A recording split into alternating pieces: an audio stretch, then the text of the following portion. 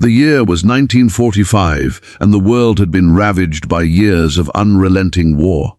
Across the Pacific, the sun rose over a quiet POW camp, its golden rays brushing the barbed wire with a deceptive calm.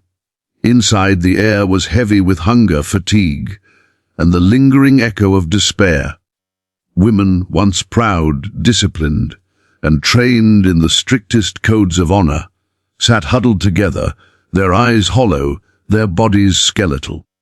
Each day had become a battle for mere survival, each night a stretch of endless, gnawing emptiness. A whistle pierced the silence, signaling the arrival of what would become an almost unimaginable sight. Steam rose in soft clouds from metal bowls, carrying the faint, comforting aroma of warm rice. The women froze. The scent, so ordinary in another life, now felt like a miracle. Their trembling hands reached forward, unsure if such generosity could truly be meant for them. Tears welled in their eyes, not from joy alone, but from the crushing weight of disbelief. Could the enemy really provide something so simple, yet so profoundly sustaining? The scene was almost surreal. The guards, silent and respectful, watched as the women hesitated, their gazes locked on the steaming bowls. Around them, the camp seemed to hold its breath, as if the universe itself had paused to witness this fragile moment of humanity amidst the chaos of war. Every bite, every small mouthful of rice, became a quiet testament to survival, a fleeting reminder that hope could still exist. Even in a place defined by suffering, the women could barely believe their eyes. Years of malnourishment and exhaustion had carved hollows into their cheeks and shadows into their eyes, leaving them gaunt, fragile, and trembling with a quiet, constant fatigue. Their uniforms hung loosely on their thin frames, fabric worn and frayed from long months of relentless labor and inadequate provisions. The once pristine ranks and disciplined poise they had maintained in their military training had long since dissolved, replaced by hunched shoulders, slow, shuffling steps, and a pervasive weariness that seemed to seep into every movement. In the pale, grey light of the morning, their outlines looked almost spectral as they lined up in the cold, hard dirt of the campyard, eyes fixed on the approaching figures carrying trays of steaming rice. At first, disbelief froze them in place. No one spoke. The only sounds were the quiet shuffling of feet, the distant clank of metal against wood, and the faint hiss of steam rising from the mess trays. The aroma of the rice, warm and fragrant, drifted lazily through the air and wrapped itself around them like a soft, improbable promise. It was an aroma that their memories had long since buried beneath hunger and fear, a scent so ordinary in another life, yet now so extraordinary that it seemed almost unreal. Some women blinked rapidly, unsure if the steam curling from the bowls was a trick of their imagination or a miracle that had finally found its way to them. Tentatively, hands began to reach forward. The fingers were thin and shaking, nails caked with dirt from days of toil, veins prominent beneath pale, frail skin. One woman, barely more than a girl, extended her hand with such hesitation that it hovered in the air, unsure if it should grasp, unsure if such generosity could truly be meant for her. Her eyes, wide and glistening, met the gaze of the guard handing out the food. There was no harsh command, no scowl, no punishment, only a quiet, measured patience that confused and disarmed her. Could it be possible that someone who had been their enemy could offer them sustenance without cruelty? Could it be that a simple bowl of rice, steaming and ordinary, could hold within it such profound significance? The first taste of rice brought a wave of sensations that went far beyond physical hunger. For some, It was the warmth against the lips and tongue, the soft texture that seemed almost foreign after months of hard, meagre rations. For others, it was memory, fleeting recollections of home, of kitchens and families, of meals shared in laughter rather than in desperation. Some women cried quietly, pressing the edge of their bowls to their chests, hiding their faces in trembling hands as tears spilled freely. Others stared in stunned silence, unable to move, unable even to acknowledge the reality in front of them. The rice was not just food, it was proof that the world had not entirely abandoned them, that humanity could still exist in small, astonishing acts even in the midst of relentless suffering. Around them, the camp seemed to hold its breath. Barbed wire fences that had for so long symbolized confinement and oppression now framed a scene almost sacred in its quiet intensity. Sunlight fell in thin shafts through gaps in wooden slats, illuminating the rising steam from the bowls and casting long, soft shadows across the campyard. In this light, the women's gaunt faces were transformed, momentarily softened by the warmth of nourishment and the fragile joy it inspired. Each bite became an intimate, silent celebration of survival, a reminder that life could endure even in its smallest comforts. Some women, overwhelmed by emotion, could barely chew. They stared down at their bowls as if studying an artifact from another world, marveling at the simple white grains that now seemed so luxurious. One older woman, who had endured the most grueling months of forced labor and sickness, wept openly, shaking with both exhaustion and gratitude. Another, barely able to lift her head, whispered a wordless prayer, her lips moving silently in the cold morning air. Their shared glances communicated a complex mix of disbelief, relief, and fragile hope. In that moment, barriers dissolved, nationality, allegiance, and even the brutality of war seemed to fade in the face of a universal human experience: nourishment, kindness, and survival. The guards, quiet and watchful, maintained their positions at the edge of the camp, but even their rigid stances could not erase the poignancy of the scene unfolding before them.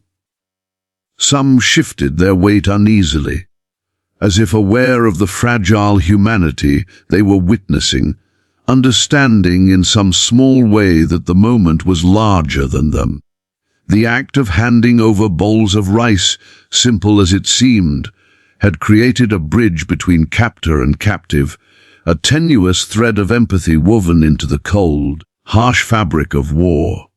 And the women, despite every instinct drilled into them to mistrust, to fear, to guard their hearts, felt a warmth that went far beyond the food itself, a gentle reminder that even here, even now, human decency could find its way through the cracks of cruelty.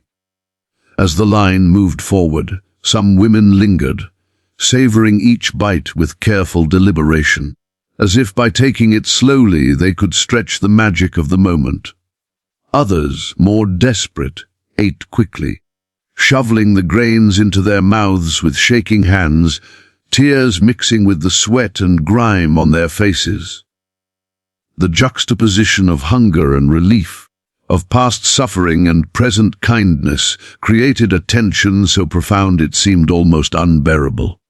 Every eye in the yard told a story of longing, endurance, and the fragile thrill of hope, while the rising steam from the bowls became a metaphor for the fleeting, almost ethereal nature of this gift. Time itself seemed to bend in the presence of the rice. The outside world, with its bombings, its fear, and its chaos, became distant and irrelevant.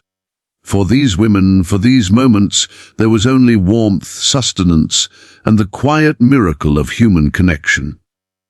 Laughter, soft and incredulous, bubbled occasionally from those who had managed to retain a shred of humor despite the horrors they had endured.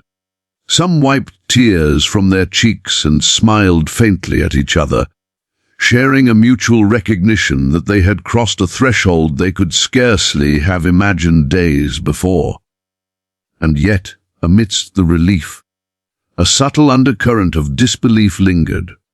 The mind, trained for survival and suspicion, wrestled with the simple question, is this really for us? How could such generosity exist in the midst of a world defined by conflict, fear, and cruelty? Each bite, each steam-wrapped mouthful of rice became both an affirmation and a puzzle, a paradox that teased at the very core of their experience.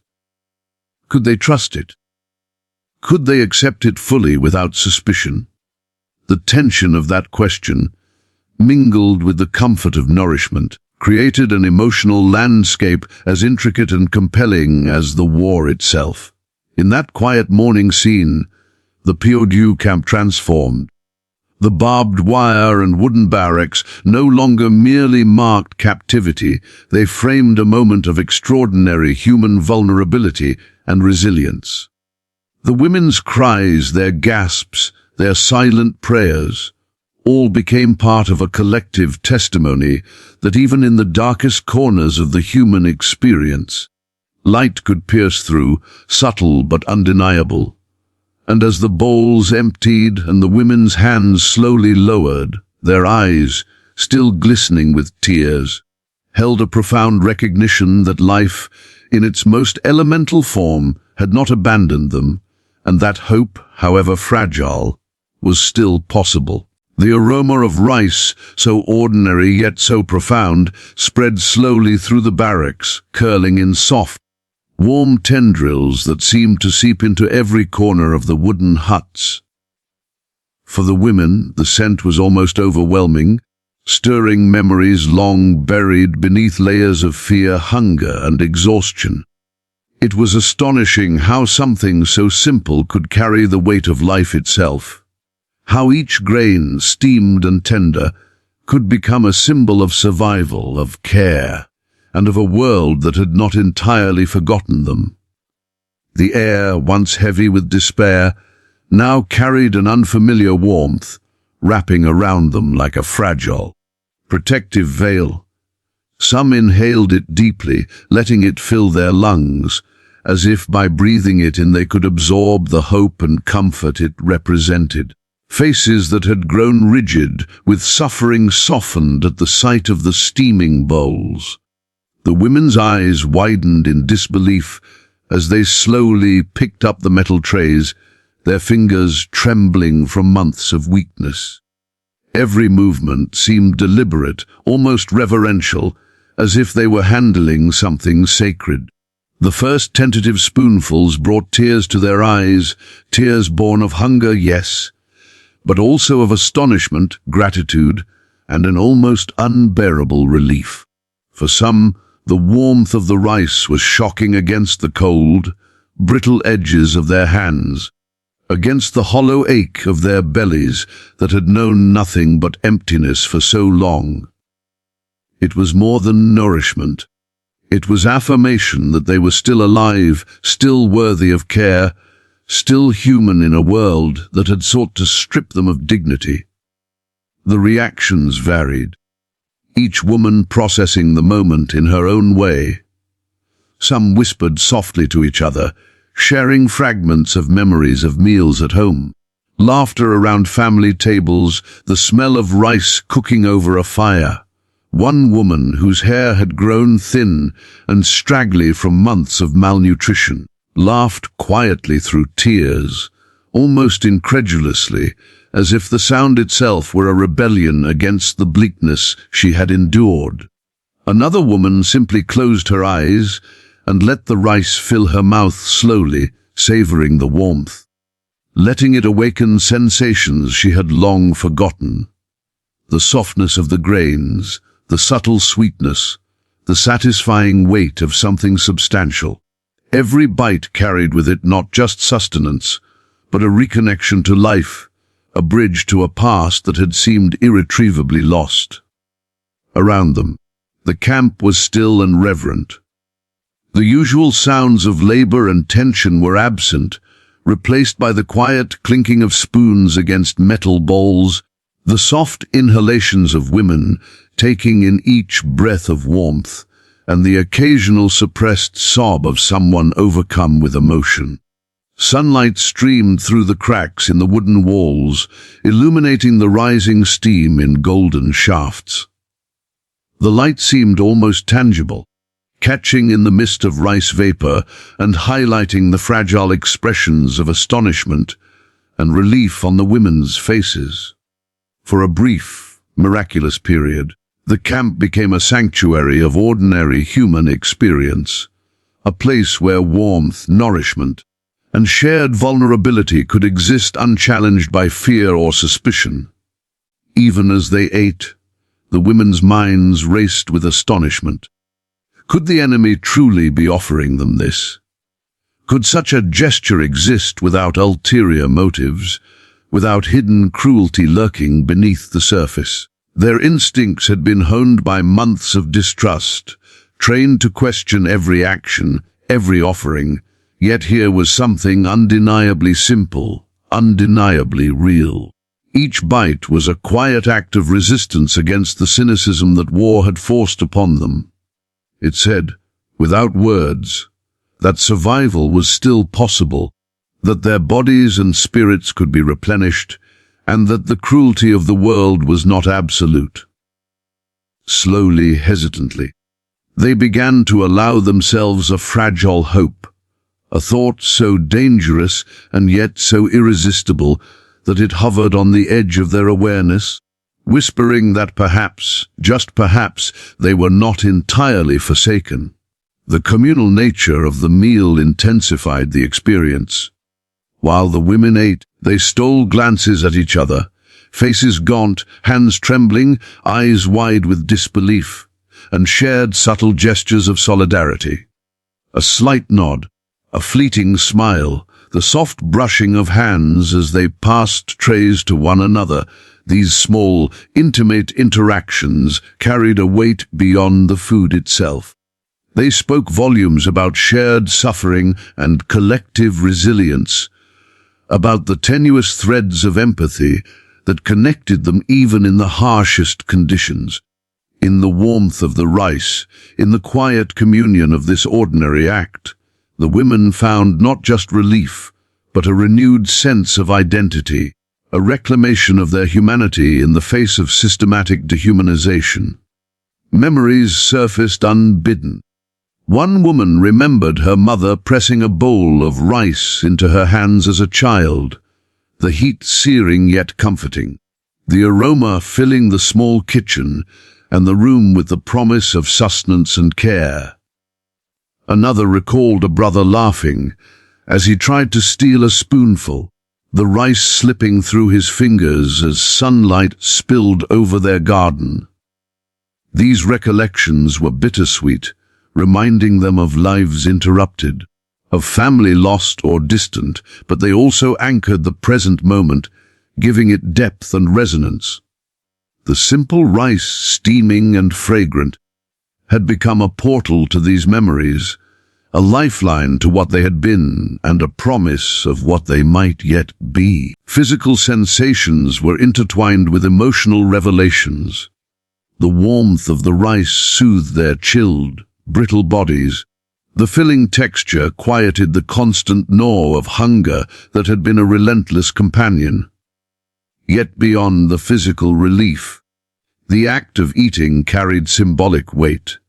It was proof that even amid a world defined by violence and scarcity, human beings were capable of generosity, of care, of seeing others as worthy of sustenance and attention. Every spoonful challenged the women's expectations, teaching them once again that life could surprise them, that kindness could manifest even from the most unexpected sources. Some women lingered over their bowls, reluctant to finish, as if by prolonging the meal they could extend the fragile magic of the moment. Others ate quickly, driven by hunger too deep to ignore. Yet even in their haste, there was a sense of reverence, a recognition that they were partaking in something extraordinary. The very ordinariness of rice, its simplicity, heightened the impact. It was not a feast, not a ceremony, not an elaborate offering, but something so elemental, so life-affirming, that it transcended all previous measures of sustenance. In its quiet presence, the women rediscovered something essential, the profound connection between nourishment and dignity, survival and hope, body and soul. The guards observed quietly, their usual posture of authority softened by the unusual scene before them. No scolding, no commands, only a measured patience, as if they understood, in some small way, that the moment belonged entirely to the women and their fragile rediscovery of hope. Their silence became part of the ritual, a tacit acknowledgement that acts of care, however simple, could wield a power far greater than weapons or intimidation. In the stillness of the barracks, every gesture, every movement, and every breath became imbued with meaning, elevating the ordinary act of eating into something transcendent, something worthy of memory. And in that stillness, the women began to speak softly among themselves, not in loud voices, but in murmurs of astonishment, gratitude, and wonder. They shared tiny discoveries about the taste, the texture, the warmth, and the way the simple act of eating together made them feel seen, alive and cared for. Each whispered exchange, each glance, each hesitant smile reinforced the sense of community and survival, turning a solitary act into a shared human experience. This was nourishment not only of the body but of the spirit, a subtle yet profound reminder that even amid captivity, human connection could persist. For a fleeting moment, the boundaries of nationality, allegiance, and enmity seemed to blur. In the presence of warm rice, in the quiet communion of shared sustenance, the women recognized a universal truth. Hunger was universal, care was universal, and the fragile threads of empathy could weave together the most unlikely of human connections. It was a revelation both humbling and transformative, one that would linger in their memories long after the bowls were empty, long after the steam had dissipated into the cold morning air. By the time the meal ended, the women had experienced something that transcended food. They had tasted relief, warmth, hope, and humanity in a world that had systematically denied them all these things. Each lifted head, each tear-streaked face, each soft murmur of gratitude testified to a quiet revolution within the human spirit, the affirmation that life, even under the most brutal conditions, could still offer nourishment, solace, and a fragile yet undeniable sense of dignity. Yet, beneath the fleeting warmth of the meal, a quiet tension lingered in the barracks. The women had eaten, their bellies for once filled with something substantial, their hands warm from the metal bowls, and their spirits lifted by the extraordinary kindness of an unexpected gesture. And yet, as the last grains of rice disappeared, a shadow of doubt crept into their minds, a whisper of disbelief that refused to be silenced. Is this really for us? The question was simple, almost childlike, but heavy with the weight of experience. Years of mistrust, suffering, and unrelenting hardship had taught them that nothing was ever given freely, that every act of apparent kindness carried hidden consequences, and that the enemy's generosity was likely a trap in disguise. Their eyes, still glistening with tears, scanned the guards, the camp, the sunlit barracks, seeking any hint of deception, any evidence that this miracle might be false. The uncertainty tugged at their hearts even as their bodies protested. Hunger had been a constant companion for months, gnawing at their muscles and organs, hollowing out their strength, and leaving them fragile in every way. Now, filled for the first time in what felt like an eternity. They were confronted not only with the nourishment itself, but with the psychological dissonance it created. Their bodies felt relief, warmth, and strength returning in delicate waves, but their minds struggled to reconcile the new reality with years of conditioning, with memories of hunger, cruelty, and abandonment. Some sat frozen, holding the empty bowls in their hands, staring at them as if willing them to reveal a hidden truth. Others paced slightly, fingers brushing over the rims of the metal trays, half afraid that touching them too long might somehow undo the gift they had received.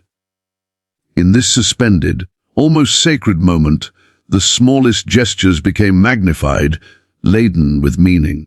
A woman brushed her fingers along the wooden table where the bowls had been placed, tracing invisible patterns, and whispered softly to herself, "This is real, isn't it?" Another leaned toward her companion, sharing a tentative, almost conspiratorial glance, as if seeking confirmation that she too had experienced the same impossible kindness. The air was thick with a mixture of gratitude, disbelief, and the fragile stirrings of hope, a complex emotional tapestry that seemed to shimmer in the morning light streaming through the gaps in the wooden walls. Every sound, the soft clink of utensils, the sigh of someone shifting in the straw bedding, the distant call of a guard, was amplified, echoing with significance in the heavy silence that enveloped the camp. As they processed the act of generosity, the women began to understand that the rice was not merely food, it was a symbol, a quiet bridge between enemy and captive, a fragile thread of human connection in the midst of unrelenting chaos. Some bent forward, pressing their foreheads to the table, letting themselves be overwhelmed by the enormity of it, while others kept their heads raised, eyes fixed on the ceiling, searching for a rational explanation. The tension between their bodies and minds, between their survival instincts and their desire to accept kindness, created a palpable drama that seemed to suspend time. For a moment, the usual harsh boundaries of the POW camp, the barbed wire, the guards, the strict schedules, the rules enforced through intimidation, faded into the background. What remained was the human experience, raw, tender, and impossibly fragile, held together by the simple act of shared sustenance. Questions continued to gnaw at their consciousness. Could such generosity exist in a world defined by violence? Could the people who had captured them, who had confined them behind wire and wooden walls, be capable of genuine care? Some women answered these questions with silence, letting the warmth of the rice speak for itself, while others wrestled with an inner dialogue that seemed endless. Why now? They asked themselves. Why us? The answers remained elusive, hidden somewhere between gratitude and suspicion. And yet, even as doubt lingered, a subtle transformation was underway. The women's perception of their captors, of the war, and of themselves began to shift imperceptibly, carried forward by the tiny yet profound act of nourishment. The shared experience strengthened a sense of community within the barracks. Women who had previously kept to themselves, consumed by despair or bitterness, now exchanged small smiles, tentative nods, or soft words of encouragement. They began to notice each other in new ways. The curve of a cheek, the tilt of a head, the tremor of a hand, and found reassurance in these gestures. Hunger had stripped them bare, but in this moment, vulnerability became a form of connection, a language that transcended nationality, enmity, and the brutality of their environment. Each glance, each word, each quiet touch carried the weight of recognition. They were not alone. They were seen, and they were cared for, however tentatively. Even the environment of the camp seemed transformed. The early morning sun caught on the barracks' wooden beams, illuminating the rising steam from the bowls, turning it into a golden haze that enveloped the women in ethereal warmth. Dust motes floated lazily in the shafts of light, glittering like tiny stars suspended in air, and the shadows of the barbed wire, usually harsh and intimidating, softened, creating a latticework of light and dark that mirrored the duality of their emotions. The walls of the camp, which had always represented confinement, now framed an extraordinary tableau of humanity struggling to reconcile fear with gratitude, trauma with relief, and suspicion with the fragile stirrings of hope. As the hours passed, the initial shock and disbelief began to evolve into contemplation. The women's minds wandered through memories of their own homes, their families, and the simple joys of everyday life that had seemed so distant, almost imaginary, in the months of deprivation.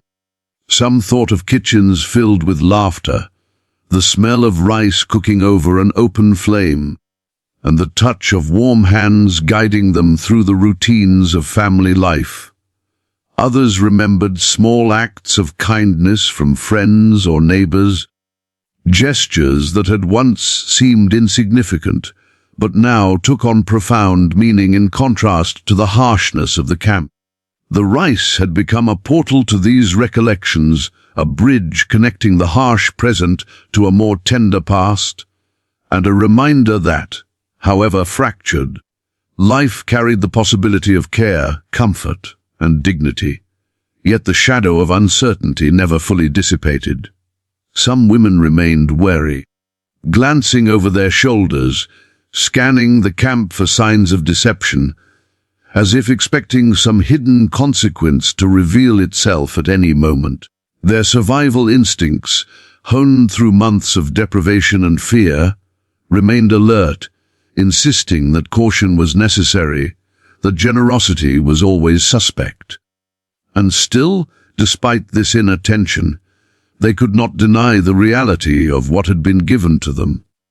The warmth in their bellies, the softness of the rice, the quiet moments of shared humanity, all of it was tangible, undeniable, and profoundly affecting.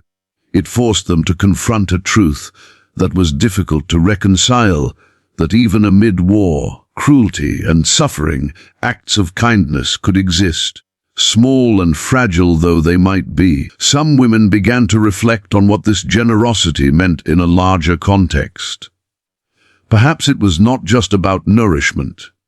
It was about recognition, about the affirmation of their humanity, about the simple acknowledgement that they were more than prisoners or objects to be controlled. In that quiet act of offering rice, they glimpsed a possibility that had long been obscured.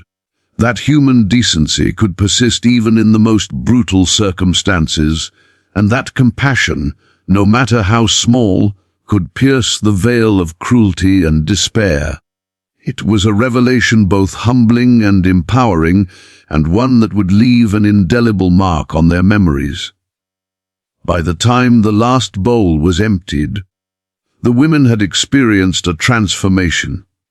The tension, the disbelief, and the shadow of doubt still lingered, but it was tempered by a newfound understanding that even in the most unlikely of places, in the midst of a world defined by war and suffering, human beings could still extend care, offer sustenance, and restore dignity. The rice had been more than food. It had been a vessel for hope, a testament to resilience, and a quiet declaration that life, even under the harshest conditions, could endure. As the women lowered their empty bowls, they exchanged glances, some shy, some bold, some almost imperceptible, with one another, acknowledging the shared experience that had bound them in that singular, extraordinary moment. No words were necessary. The emotions were spoken in the tremble of hands, the glisten of tears, and the fragile smiles that played across tired faces. The camp, once a place of relentless deprivation and fear, had been momentarily transformed into a space of intimacy, reflection, and human connection. In the quiet aftermath, the women understood something profound. The smallest gestures could carry the greatest weight, and the simplest acts of care could become lifelines for the human spirit.